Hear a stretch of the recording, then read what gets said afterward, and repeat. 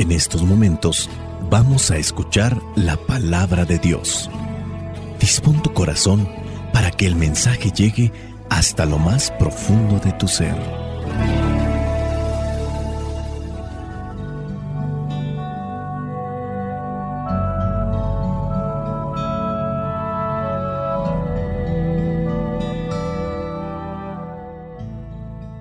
El evangelio que la iglesia nos presenta para el día de hoy corresponde a Juan capítulo 7, versículos del 40 al 53. Dice así: había algunos entre la gente que cuando oyeron estas palabras dijeron: seguro que este hombre es el profeta. Otros decían: este es el Mesías. Pero otros decían: no, porque el Mesías no puede proceder de Galilea. La Escritura dice que el Mesías tiene que ser descendiente del rey David y que procederá de Belén, el mismo pueblo de donde era David. Así que la gente se dividió por causa de Jesús. Algunos querían llevárselo preso, pero nadie lo hizo. Los guardianes del templo volvieron a donde estaban los fariseos y los jefes de los sacerdotes, que les preguntaron: ¿por qué no lo trajeron? Los guardianes contestaron: jamás ningún hombre ha hablado así. Entonces los fariseos les dijeron: ¿también ustedes se han dejado engañar? ¿Acaso ha creído en él alguno de nuestros jefes o de los fariseos? Pero esta gente que no conoce la ley está maldita. Nicodemo, el fariseo que en una ocasión había ido a ver a Jesús, les dijo: según nuestra ley no podemos condenar a un hombre sin antes haberlo oído para saber qué es lo que ha hecho. Ellos le contestaron: ¿también tú eres de Galilea? Estudia las Escrituras y verás que de Galilea jamás procede un profeta. Y cada uno se fue a su casa. Palabra de Dios. Te alabamos, Señor. Señor Jesucristo, nuestro divino Salvador, gracias te damos por tu infinito amor. Te escuchamos en la palabra, te recibimos y adoramos en la Eucaristía, te servimos en los hermanos. Que seamos misioneros como lo quieres tú, enseñando a los hombres el fuego de tu amor.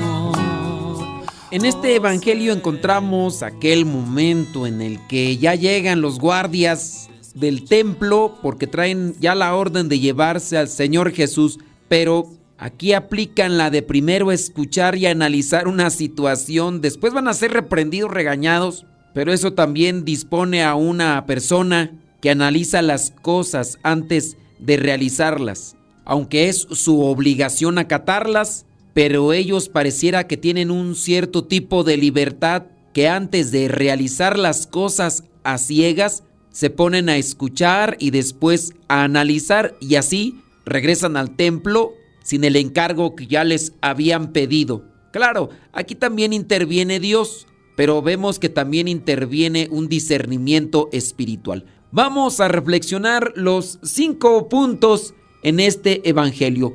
Punto número 1. Comenzamos con esta división entre la gente por su manera de pensar. Se ha dado en el pasado, se ha dado en el presente y sin duda se llegará a dar también en el futuro. Unos decían, versículo 40, seguro que este hombre es el profeta. Otros decían, este es el Mesías. Y así cada quien daba de su opinión. Versículo 43, la gente se dividió por causa de Jesús, porque unos decían una cosa y otros otra. Querían llevárselo preso, pero nadie lo hizo. En estos versículos vemos que mucha gente tenía opiniones diversas sobre Jesús.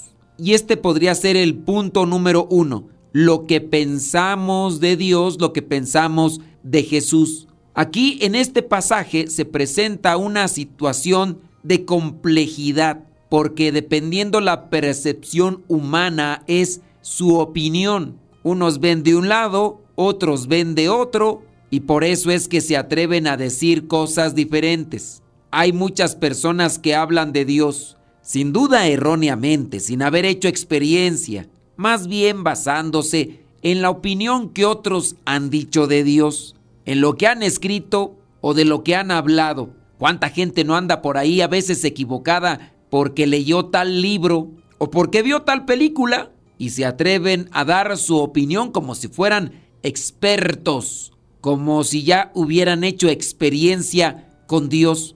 Este punto, lo que pensamos de Dios, nos invita a reflexionar sobre nuestras ideas sobre Jesús, sobre Dios, y estar también abiertos para reflexionar, meditar sobre lo que vamos encontrando en la palabra, lo que vamos escuchando también en los demás de Dios. No sea que nosotros nos montemos en una idea y caminemos cabalgando sobre ella toda la vida y que al final sea una idea incorrecta.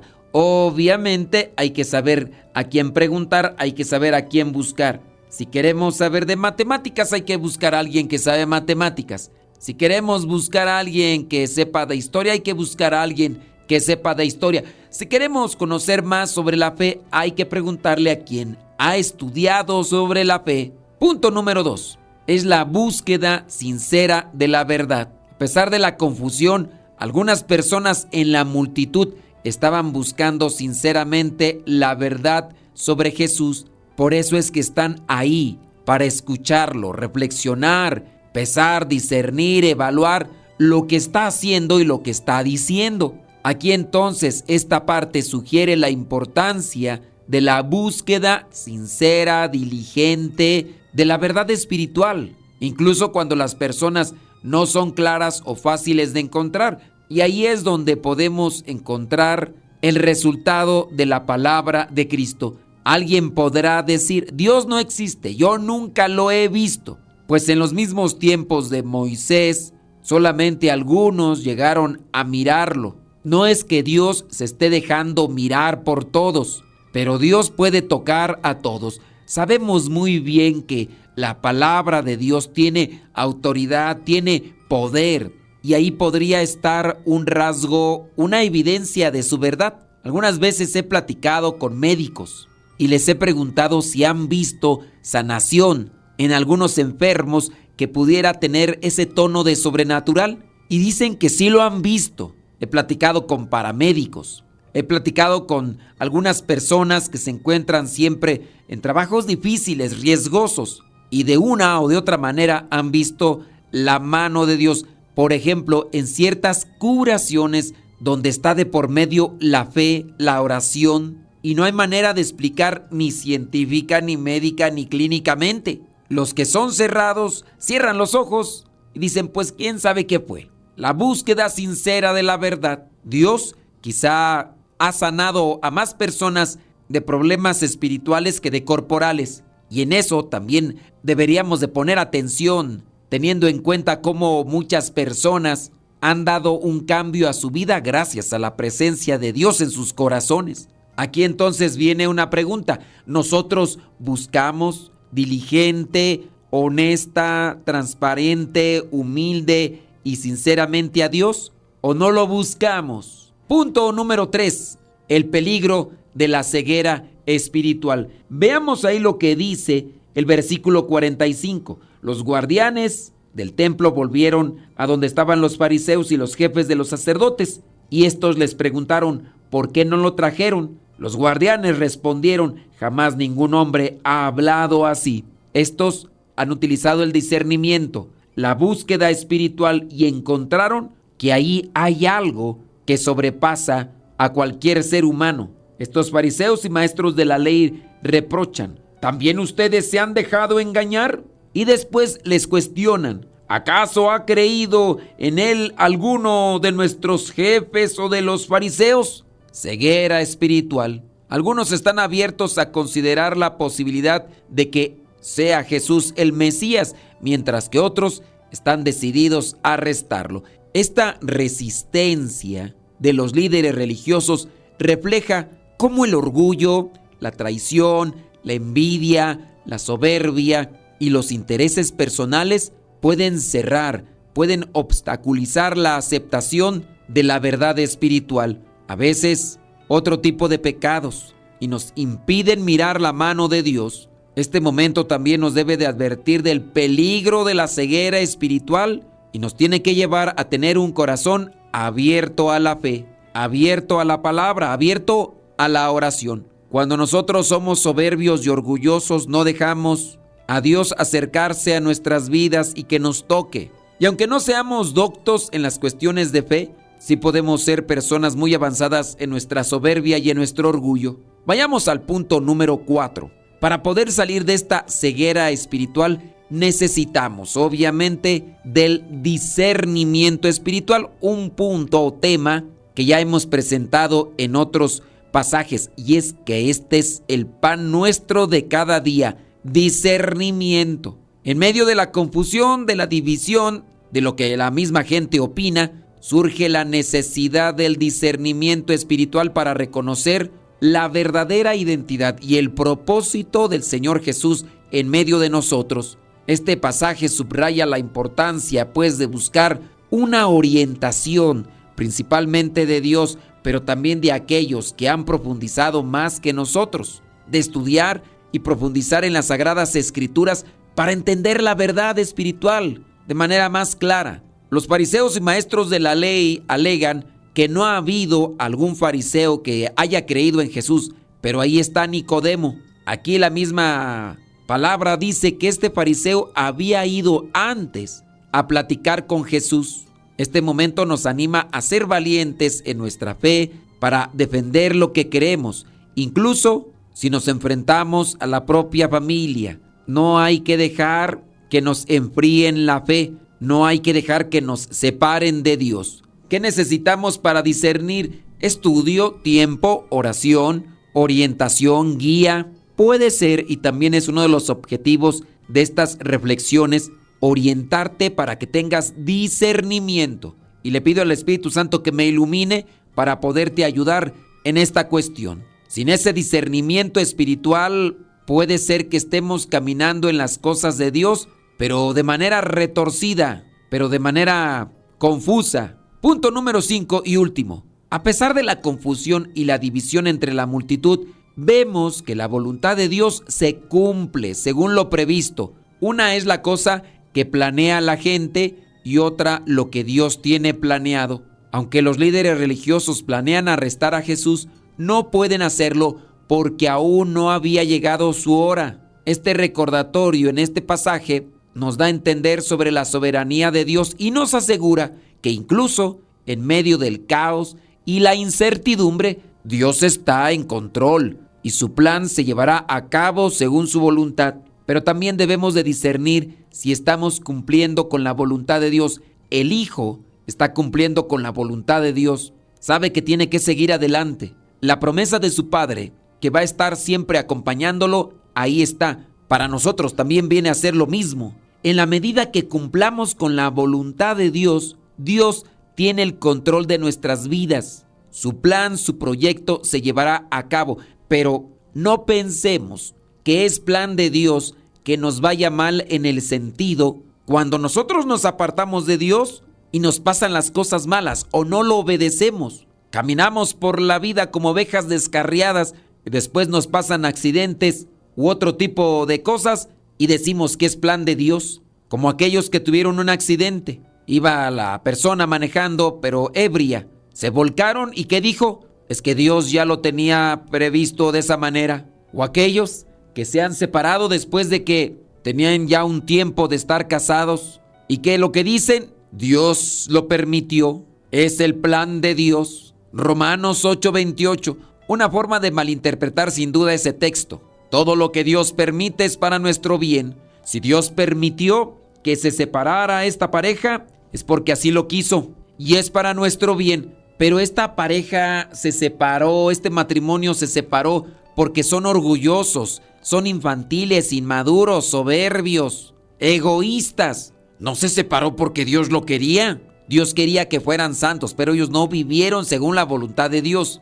Estas personas pasaron por una situación difícil. Dios lo permitió. Esta persona cometió un aborto. Como se llevó a cabo, Dios lo permitió. Y así andamos por la vida malinterpretando ese texto de Romanos 8:28. No es así. Dios tiene todo bajo control. Su promesa de acompañarnos y de llevarnos a la salvación es su proyecto. Pero nosotros tenemos que cumplirlo, aun cuando sea doloroso, aun cuando sea sufriente. Aprendamos del buen Jesús para seguir caminando, conociendo la voluntad de Dios y aplicándola en nuestras vidas. La bendición de Dios Todopoderoso, Padre, Hijo y Espíritu Santo, descienda sobre cada uno de ustedes y les acompañe siempre. Soy el Padre Modesto Lule, de los misioneros servidores de la palabra. Vayamos a vivir el Evangelio.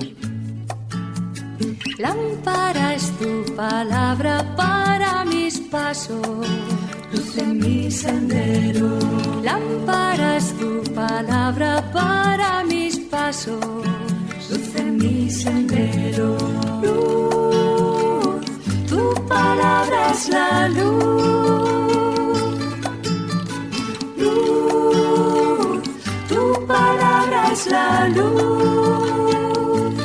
Yo guardaré tus justos mandamientos. Señor, dame vida según tu promesa.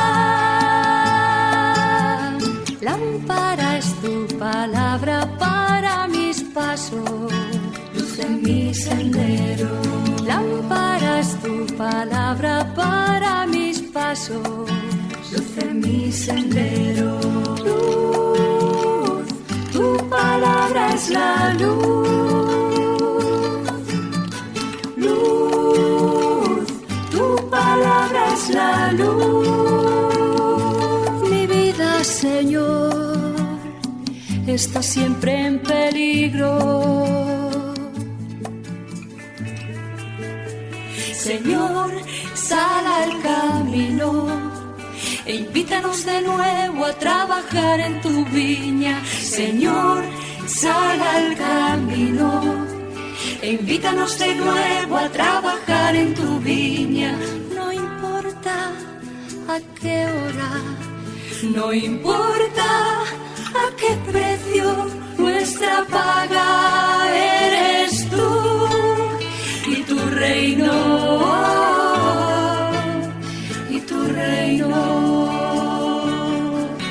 Los primeros serán últimos, los últimos serán primeros. Señor, sal al camino e invítanos de nuevo a trabajar en tu viña. Señor, sal al camino e invítanos de nuevo a trabajar en tu viña. No importa a qué hora, no importa a qué precio, nuestra paga eres tú y tu reino. Si quieres que el Evangelio te llegue a un grupo de WhatsApp totalmente privado, mándanos un mensaje pidiendo el Evangelio a este número: 56 30 80 4563. Si estás fuera de México, antes del número tienes que poner la clave internacional. Entonces, agrega el signo de más, después 52 y ahora sí el número. Para los que están en México no necesitan ponerle la clave, pero también muchas gracias por ayudarnos también a compartir estos evangelios.